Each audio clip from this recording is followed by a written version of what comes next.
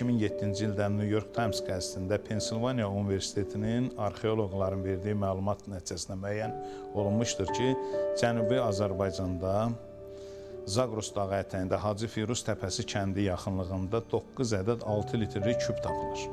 Və bunlar içərisində aparılan analizlər göstərir ki, dünyanın ən qədim şərabları bu küplərin içərisindədir. İndiyə qədər tapılanların içərisində. Bu da bizim eradan 7000 il əvvələ gedib çıxır.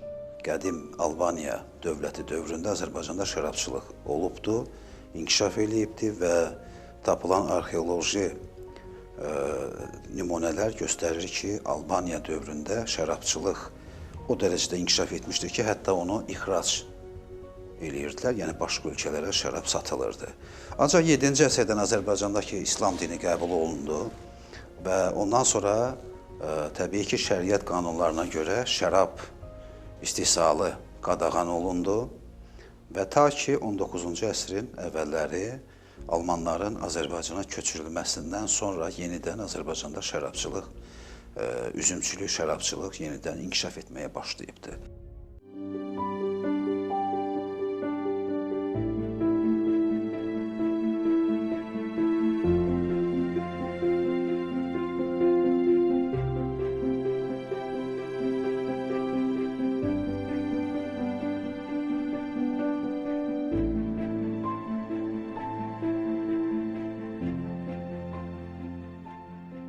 Əlbəttə, Almanlar ilk olaraq Şərqi Avropada, Macaristanda, Rumuniyada bir qism orada yerləşdilər. Artıq bu köç başlamışdı və Çar Rusiyası fürsətdən istifadə elədi və aqrar sahədə və digər sahələrdə, sənaye sahələrində təcrübəsi olan Almanları öz ölkəsinə dəvət elədi. İlk dövrlərdə, onların Azərbaycana köçürüldüyü dövrdə sayı 1100 nəfər olubdu. 1100 nəfər olubdu və 2 koloniya yaradıbdılar. Bunlar biri Yelenindorf, bugünkü Göygöl, ikincisi isə Annenfeld, yəni Şəmkir. Və 20-ci əsrin əvvəllərində Azərbaycanda artıq 8 Alman koloniyası vardı. Qonşuluqda yaşayan Azərbaycanlıların vasitəsindən onlar Gəncəyə səyahət edirlər. Gəncədə evlərdə yaşayaraq, sonralar onlar öz həyat tərzlərini Azərbaycan ərazisində də yaşamaları haqqında fikir yürüdürlər. Mənim adım Otto Hurdur. 1922-ci il aprelin 30-da Yelenindorfda Alman ailəsində anadan olmuşam. Bura Azərbaycanın ərazisidir. Mənim atam, babam, ümumiyyətlə bütün nəslimiz üzümçülük və şərabçılıqla məşğul olub. Yelenindorfda Azərbaycanın başqa yerlərində yaşayan digər Alman icmalarında olduğu kimi həyat çox sadə keçirdi. Bu sadəlikdə xoş, şən, nikbin ovqat və həyata sonsuz bağlılıq vardı.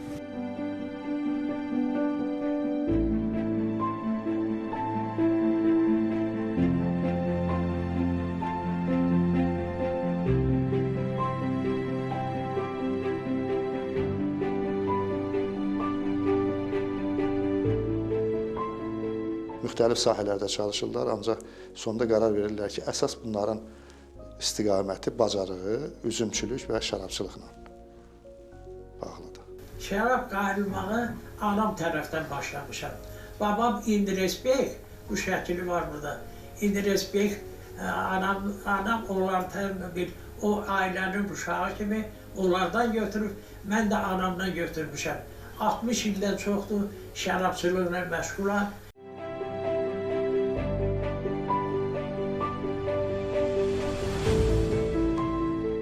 Şərabçılıq bunların, belə deyək ki, əsl sahəsinə çevrildi. O nöqteyi nəzərdən ki, həm Azərbaycan əhalisi bu sahə ilə məşğul deyildi. İkincisi də ki, yəni burada bir boşluq vardı. Həm gəliri çoxudur, həm də ki, Azərbaycan şəraitində bunlara rəqabət olan bir, belə deyək ki, qüvvə yox idi.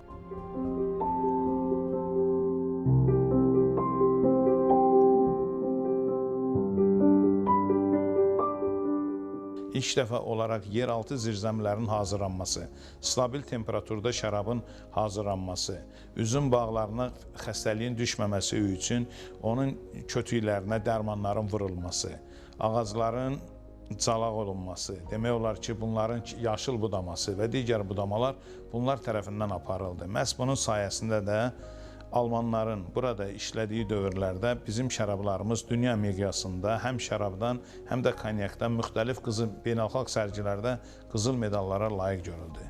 Hətta mən deyərdim ki, təkcə Almanların 19-cu əsrdə gördükləri işlər bütün Sovetlər İttifaqında Azərbaycanın gördüyü işlərdən böyük idi.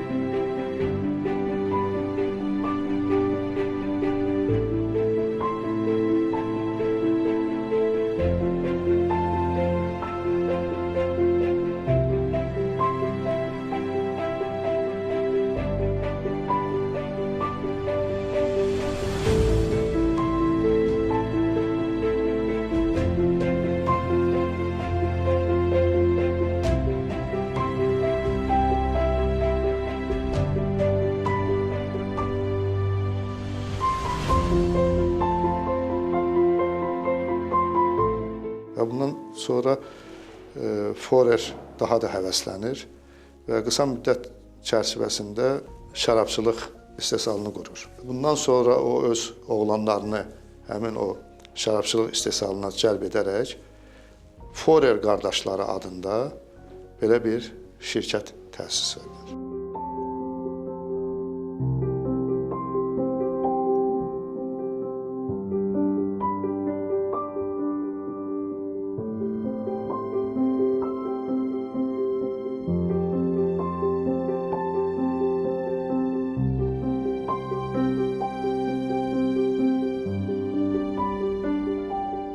...1870-ci ildə Forerlərin istehsal etdiyi şərab deməli 1000 rubl, o vaxtki Rusiya imperiyasının deməli valyutası rubl dəyər, 1000 rubl dəyərində bunlar məhsulu istehsal etmişdilər. 1000 rubl dəyərində. 25 il sonra 1895-ci ildə 300 min rubl dəyərində. Yəni 25 ilə 300 min dəfə bunların istehsalı artmışdı. İstehsal ki artırdı, ambarlara ehtiyac vardı. Forer qardaşlarının 13 deməli zirzəmisi, 13 ambar olubdu və ümumi bu ambarlarda saxlanılan şərabın miqdarı 10 milyon litrə yaxın bu ambarlarda şərab saxlanılır. Alman kolonistlər üzümdən şərab hazırlamaq üçün əkirdilər. Onları çox böyük miqdarda ticarətə bazara çıxardırdılar. Ona görə ki, üzümçülük və şərabçılıq onların iqtisadi vəziyyətinə çox böyük rol oynayırdı. Buna görə də Yelendorf, Tausenwertdə, Yelendorfda və başqa Alman koloniyalarda üzüm bağı salmaq üçün torpaq sahələri daha da genişləndirilirdi.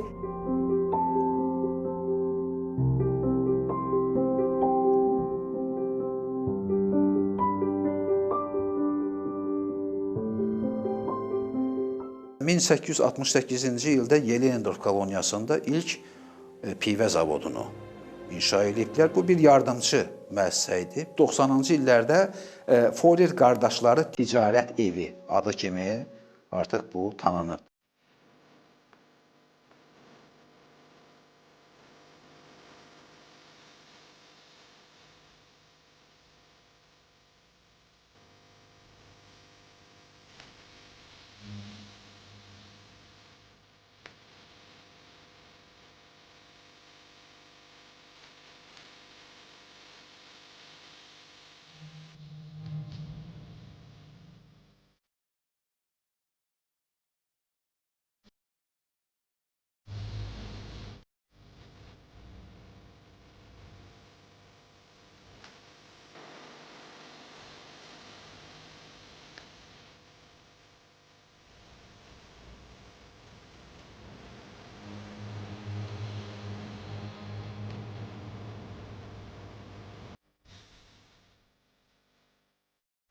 В центре комнаты круглый стол. На столе бутылка 0,75 азербайджанского вина, какой? Кюрдамир. 2 недопитых бокала, плитка шоколада, 1 кусок с надкусанным краем, хрустальная пепельница с 3 окурками папирос Дели с характерными смятыми концами гильз. Həmin bu üzüm Kürdəmirdə bitən Azərbaycanın ən populyar üzümü Şirvanşah üzüm sortu olur ki, hansı ki sonralar həmin üzümlə Sovetlər dövründə Kürdəmir deser şərabı hazırlandı ki, bu Kürdəmir deser şərabı nəinki Brejnevin, hətta Roma papasının da ən sevimli içkisi olub, əsasən də Pasxa bayramlarında bundan geniş istifadə olunurdu.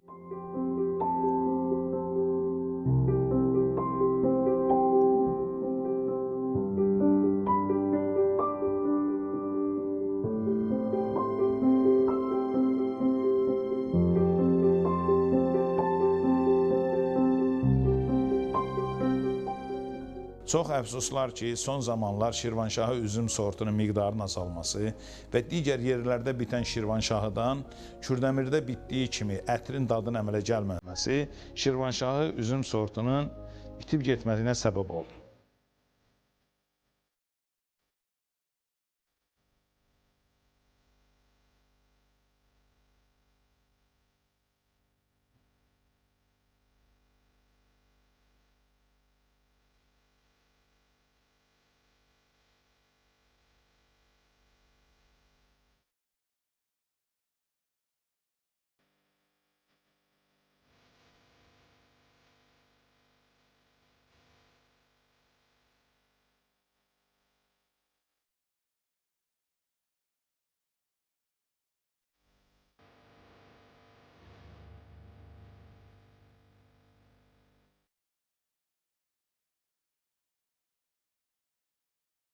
Rusiya ərazisində Vladivostoka qədər bunların şərabları çox uğurla satılır. Concordia adında belə bir marka altında müxtəlif yerlərdə mağazalar açılır. Eyni zamanda da Bakı şəhərində də və həm Londonda, həm Münxendə, beynəlxalq sərgilərdə Forer qardaşlarının gümüş və qızıl mükafatlar alırlar. Concordia nəinki istehsalla, yəni üzümçülüklə, şərabçılıqla məşğul olurdu. O ümumiyyətlə Azərbaycan kolonistlərinin və ümumiyyətlə Cənubi Qafqaz kolonistlərinin demək ki, sosial, siyasi, ictimai həyatına çox böyük təsir göstərirdi. İlk növbədə Alman koloniyalarında məktəblərin inkişafına ciddi önəm verilirdi. Onların inkişafı üçün çox böyük subsidiyalar ayrılırdı.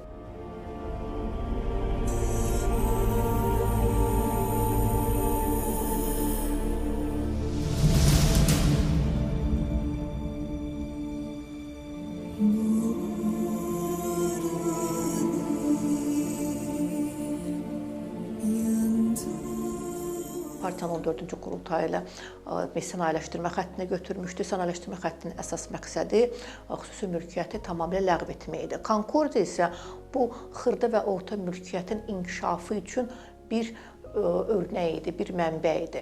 Və Concordiyanın ləğvi üçün artıq 1925-ci ilin əvvəlindən etibarən Azərbaycan Fövqəladə Komissiyasının sədrinin müavini Petrov geniş bir məruzə hazırlayır. Bu məruzədə göstərilir ki, Concordia Almaniyada fəaliyyət göstərən faşist qurumları ilə sıx əlaqədədir.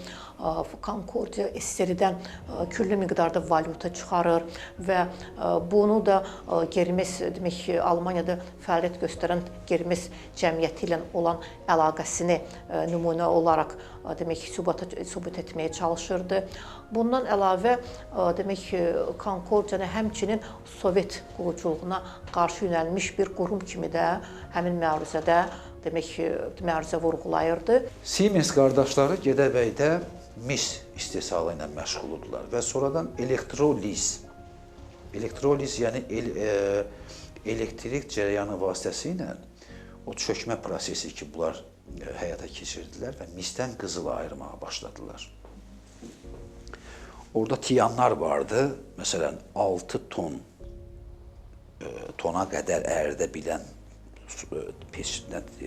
tiyanlar vardı. Və bunlar misdən qızılı ayırırdılar və onu toz şəklində olurdu təbii ki. Və həmən o şərab şirkətləri vardı, Forgerlərin, Hummellərin. Onlarla Siemenslər əlbir fəaliyyətdə idilər. O çəlləklərin altında gizli bir, belə deyək də, hissə qoyulmuşdu. Yəni, çəlləyin altında bir dənə də altlıq vardı. Orada müəyyən bir məsafə, boşluq saxlanılmışdı çəlləyin altında. Üstdən şərab tökürdülər.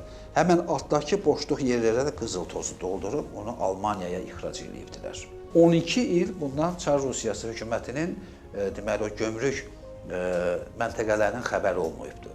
Və təsadüfən bir çəllək sınıb, aşıb, deməli, sınandan sonra, o qızıl tozu dağılandan sonra görüblər ki, çəlləklərin dibində xüsusi yer, orada qızıl çıxarılırmış. Ancaq Çar hökuməti Almandır da, bunlara bunu bir növ nədir, bağışlayıbdır.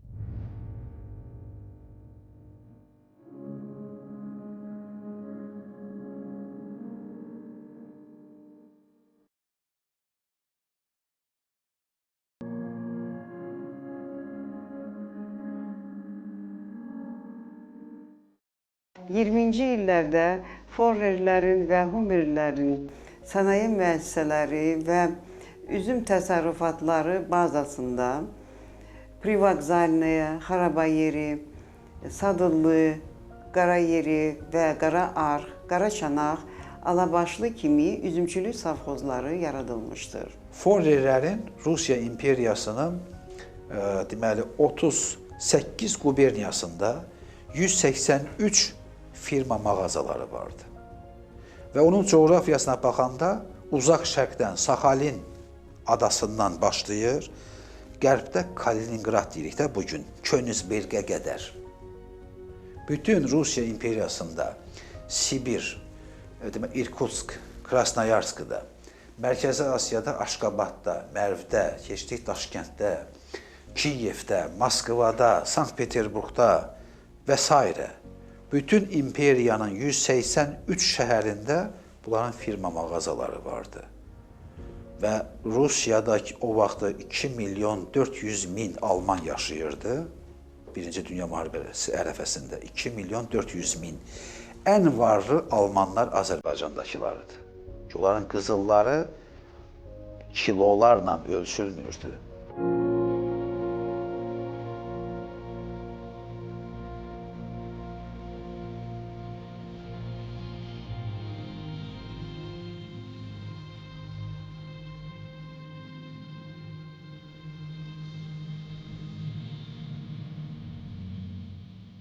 İlk növbədə 1926-cı ilin mayın 26-sında Fəhlə kəndli təftiş xalq komissarlığı verdiyi əmrdə bildirir ki, Yelizavetinqada yaşayan kolonistlər azsaylı və demək ki, torpaqsız kəndlərin mülkiyyətini əllərindən alır, ilk növbədə Malakanların kəndlərini əlindən alır və onlar demək ki, xüsusi mülkiyyətin inkişafını əsas məqsəd olaraq götürür, sosializm quruculuğuna qarşı çıxırlar və buna görə də Yelizavetinqada olan ziyalı müəllimlər Yelizavetinqadan çıxarılır. –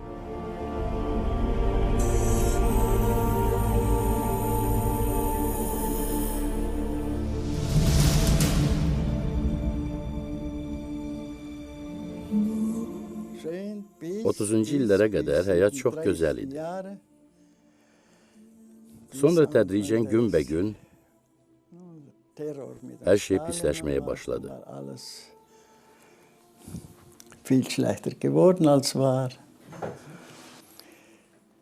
19 yaşında məni Qazaxstana sürgün etdilər.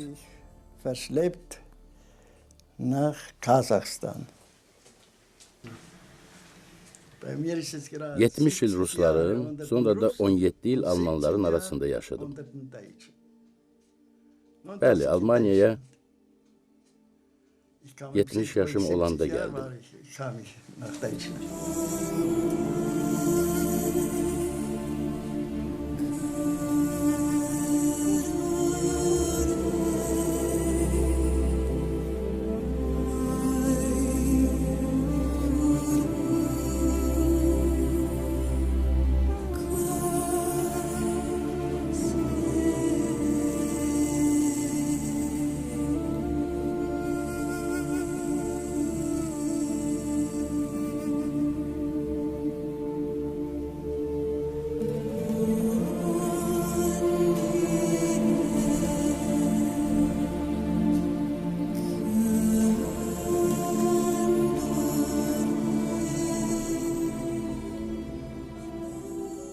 istehsal düşür aşağı.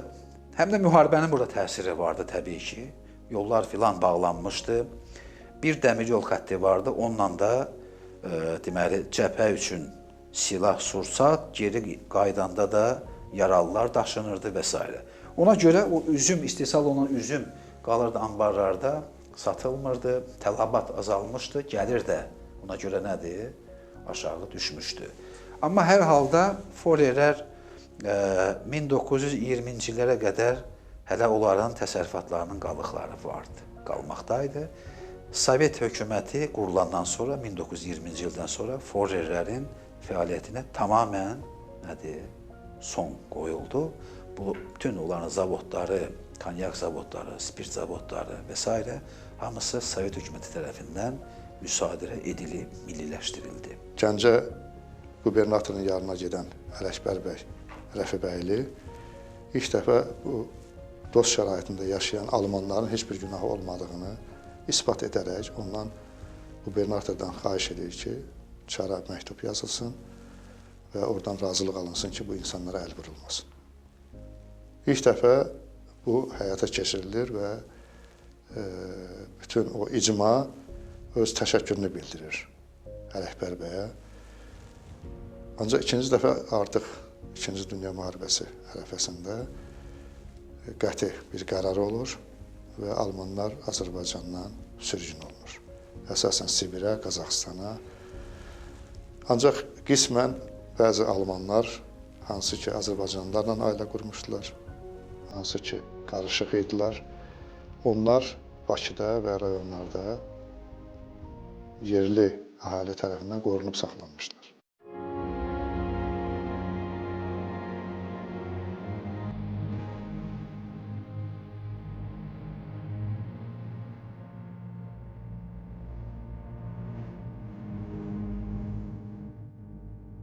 Son 7 il ərzində Azqranata Azərbaycanda bir çox yeniliklərə imza atdı. İlk dəfə olaraq 0% alkoqolsuz şərabların alınmasına da biz nail olduq. Bunların da hamısı yeni texnologiyalar sayəsində olur. Belə ki, Almaniyadan gətirilmiş Schmidt firmasının vakuum aparatı vasitəsilə biz şərabın tərkibində olan bütün alkoqolu dəf edə bildik.